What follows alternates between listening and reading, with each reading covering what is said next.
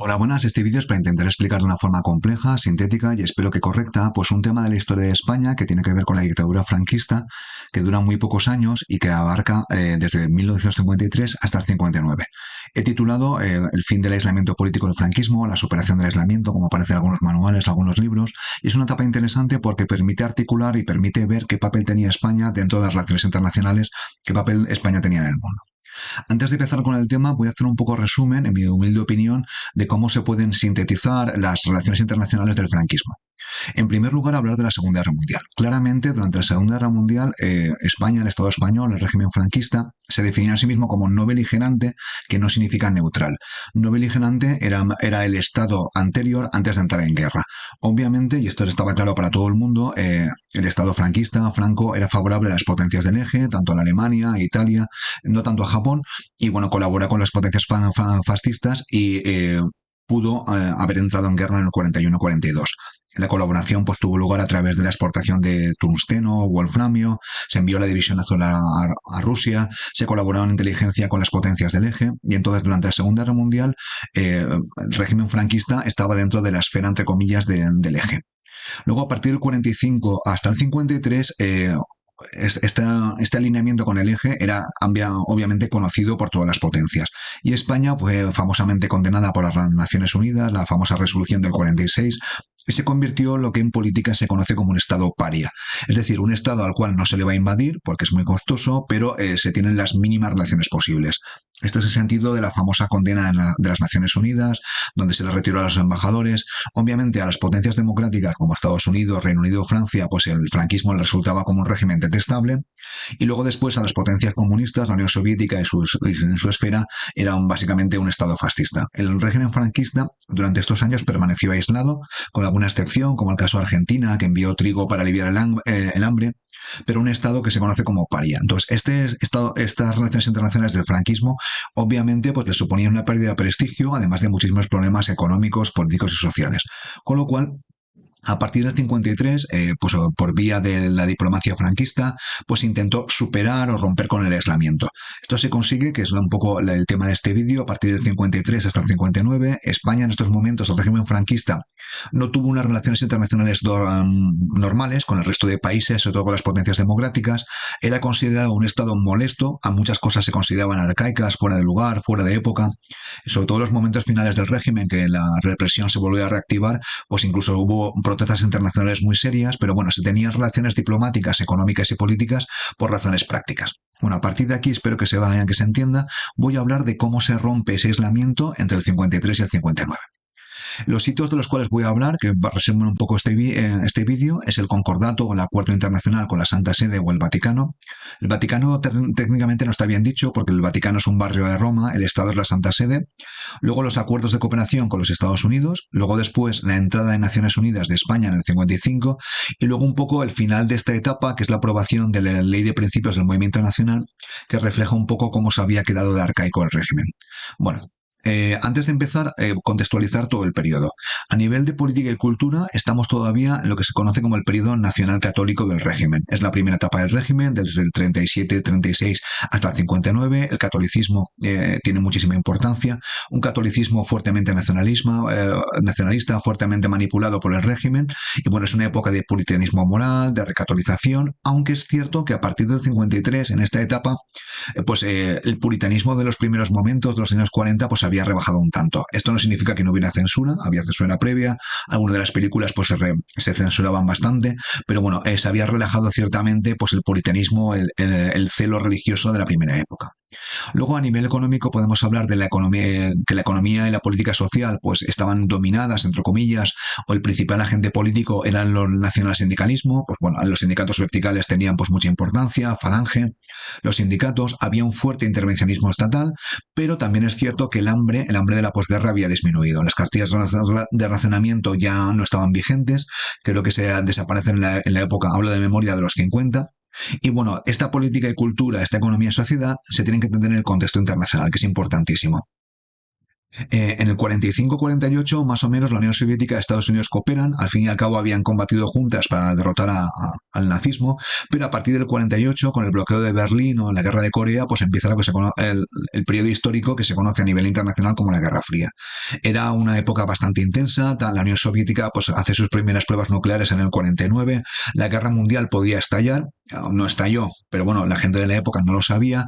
Y dentro de un poco el gobierno de Estados Unidos se consideraba que la Unión Soviética, esto está totalmente fuera de lugar, pero pensaban que podían invadir Europa. Entonces hacen planes de contingencia, hay las famosas 40 divisiones blindadas soviéticas. Entonces España era un país que al estar situado al occidente de Europa, pues era un país muy conveniente si en el caso de que tuviera una invasión soviética al lugar, pues para defender el continente. España tenía una posición estratégica, era bastante útil, y Estados Unidos hay un cambio de administración porque se pasa de la administración demócrata a la republicana. Pues dentro del mando de estadounidense se empieza a considerar que España podía ser un aliado más que conveniente. Bueno, a nivel español, tenemos, bueno, expliqué en un vídeo anterior que a partir del 42-43 el régimen intenta evoluciona o intenta camuflar sus rasgos fascistas, y dentro de esta evolución pues se nombra ministro de Asuntos Exteriores pues a un político bastante, a un diplomático pues bastante hábil que se conoce que era Alberto Martín Artajo. Este ministro de Exteriores tuvo que ir por múltiples países intentando vender al resto del mundo que España era una potencia católica, no era una potencia fascista. Bueno, él pertenecía a la familia católica, a una famosa asociación católica de propagandistas, ACDP, y bueno, él negoció todos los acuerdos. Tenía que vender, su labor era muy difícil, aún así, bueno, pues consiguió vender el producto en Estados Unidos, donde estaba operando McCarthy, viajó a Argentina, viajó a Roma para intentar hablar con el Papa, y este es el ministro del franquismo que, entre comillas, negoció todos los acuerdos con mayor o menor éxito. Bueno, hablemos ahora del acuerdo con la Santa Sede porque fue, entre comillas, el primer éxito del franquismo. Un poco recordar cómo estaba la cosa. España era un estado fuertemente confesional católico desde los inicios de la Guerra Civil, desde el 36 y 37.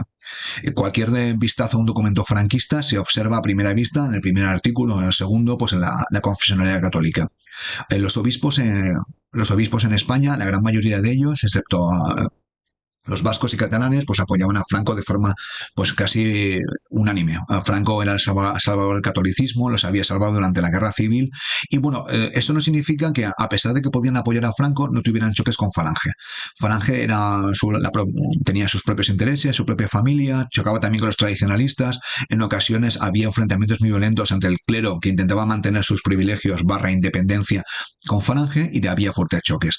Además, estos choques eran más fuertes con la Santa Sede. La Santa Sede está en Roma, es el Papa, que en estos momentos es Pío XII, creo que es Papa hasta 1950 y tantos, y bueno, Pío XII defendía la independencia de la Iglesia Católica Española, y esta independencia pues a veces se podía ver pues perjudicada por el régimen. Yo, haciendo este vídeo, he descubierto una pastoral del cardenal Gomá que se llama Lecciones de la Guerra y Deberes de la Paz. En esta pastoral, que es del 39, el cardenal pedía a los católicos que perdonaran, pedía pues compasión y perdón en un apartado, y fue prohibida por el franquismo, supongo que por este apartado, que es un apartado no pequeño, pues ciertamente pues tiene 2, 3, 4, 5 párrafos donde pide la paz y dice que hay que perdonarse y que hay que perdonar a todo el mundo. Entonces, esta pastoral fue prohibida por el franquismo, probablemente porque apostaba por la reconciliación. Entonces, este tipo de cosas, la Iglesia Católica, y otros casos, pues veía con mucha suspicacia, quería mantener su independencia, y al mismo tiempo, en Europa, estas suspicacias eran mucho más altas. Por ejemplo, los democristianos europeos, que eran mayoritarios en Italia, en Alemania, pues veían con muy malos ojos al régimen franquista, que consideraban como una cosa del pasado. A partir de aquí, pues bueno, el ministro Artajo negocia con la Santa Sede y pues al final acaba firmando un acuerdo internacional. Concordato. Esto es un término bastante arcaico para hablar de un acuerdo internacional entre dos estados soberanos. En este caso, la Santa Sede, la Iglesia Católica es la institución religiosa, el Vaticano es el barrio, la Santa Sede es el país, y otro estado que es el Estado español.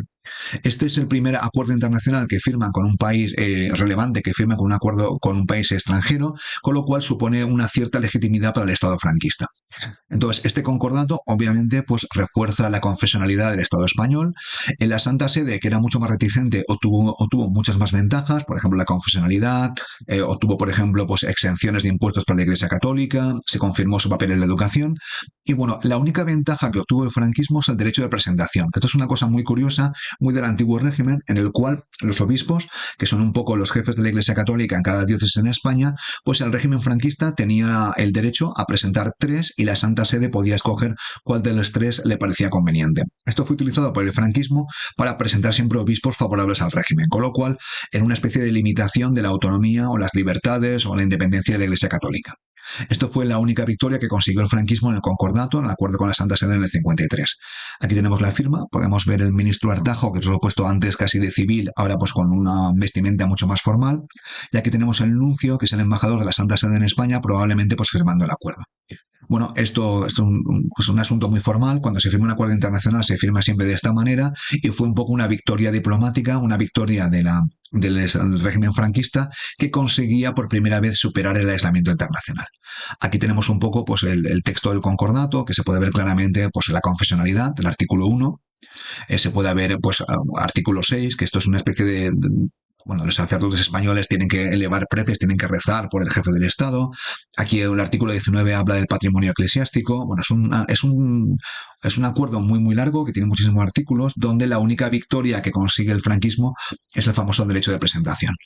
Bueno, ahora vamos a hablar de los acuerdos con Estados Unidos. Los Estados Unidos llega al poder en el 53, aquí es una imagen muy jovencito, pero bueno, un presidente que es de republicano conservador, más o menos light. El presidente es Dwight Eisenhower.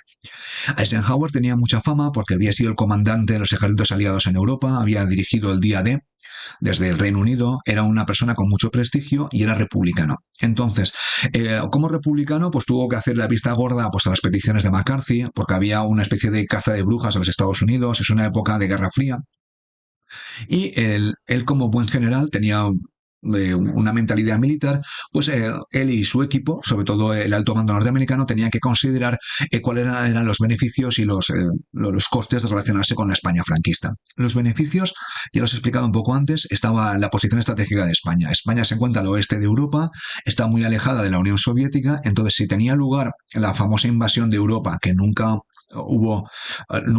pudo tener lugar, pero sí que es cierto que se pensaba que podía tener lugar. Si había la famosa invasión blindada de Europa por las tropas soviéticas, pues España sería como el último bastión.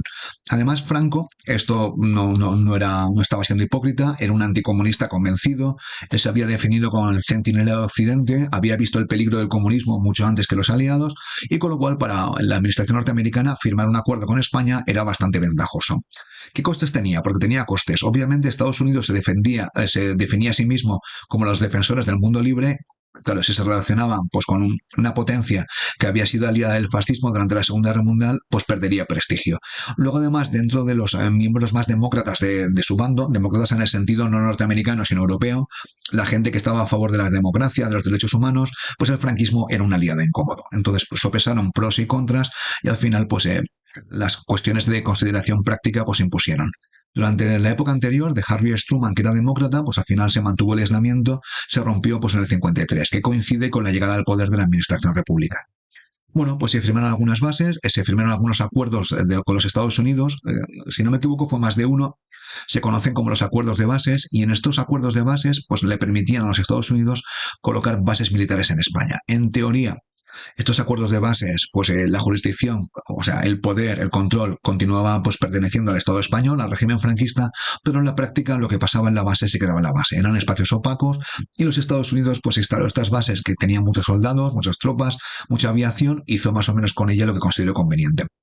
Esto supuso ciertos problemas de tipo interno para el régimen franquista, sobre todo la falange era muy antinorteamericana, se hablaba de los famosos masones, de los protestantes, mucha gente en España era antiestadounidense, y con lo cual este acuerdo de bases fue una humillación. Y luego tenemos los incidentes, que el más conocido que explicaré es un incidente que se conoce dentro de la jerga militar como Broken Arrow, flecha rota, y el incidente más conocido fue el que tuvo lugar en Palomares en el 66, que ahora explicaré. Bueno, aquí tenemos las bases militares en España. La más importante, que todavía continúa la actividad, está en Rota. Se puede ver que tiene una posición estratégica. Si los Estados Unidos quieren enviar tropas a Asia, a África, pues la base de Rota es fundamental. Ahí pues llegaba la flota norteamericana, estadounidense, pues aviones de bombarderos estratégicos de alto nivel, de alta capacidad destructiva, y todavía pues estoy estando cerca de Cádiz y es una base militar norteamericana importantísima. Luego hay otras en Zaragoza, Torrejón de Ardoz, Morón de la Frontera, pero la más importante está en Rota. Y bueno, voy a hablar del incidente de Palomares, que es un broken arrow. El broken arrow es cuando se pierde una ojiva nuclear. En este caso no tuvo lugar en Rota, sino cerca de la costa española, donde un avión hubo un accidente de aviación estadounidense y se les cayó al mar y a tierra pues diversas bombas termonucleares. Si hubieran estallado, pues probablemente sería el acontecimiento más importante de la historia de España. Aquí tenemos al ministro, el ministro Manuel Fraga bañándose en Palomares para probar pues que no había ningún peligro, pero sí que es cierto que se les perdieron bombas termonucleares en España y que se encontraron un poco después. Este incidente de Palomares refleja pues una opinión mía, pero yo creo que tengo bastante razón, que lo que pasaba en las bases se quedaba en las bases. Si el gobierno estadounidense le hubiera preguntado al gobierno franquista si podía pasear bombas termonucleares por la base, pues hubieran dicho que no. Así que eran espacios opacos donde los norteamericanos estadounidenses hacían lo que consideraban conveniente. Aquí tenemos un poco un extracto del acuerdo del 53, donde se puede ver que la jurisdicción es española, aunque en la práctica yo creo que no. Se puede ver algún término franquista, como la defensa de Occidente, que esto es un término que utilizaban ahí Franco para decir que había sido anticomunista antes que los Estados Unidos. Y esto es el acuerdo de bases que se firmó en el 53. Ha habido algunos otros. Hay algún libro que habla de las guerras del Águila, porque como en el caso de la Santa Sede, aquí el franquismo le hacía falta tanto al reconocimiento internacional que tuvo que hacer todo tipo de concesiones que a lo mejor no creía en ellas. Bueno, he hablado del acuerdo con la Santa Sede, he hablado del acuerdo de bases con los Estados Unidos, ahora hablaré de la entrada en Naciones Unidas.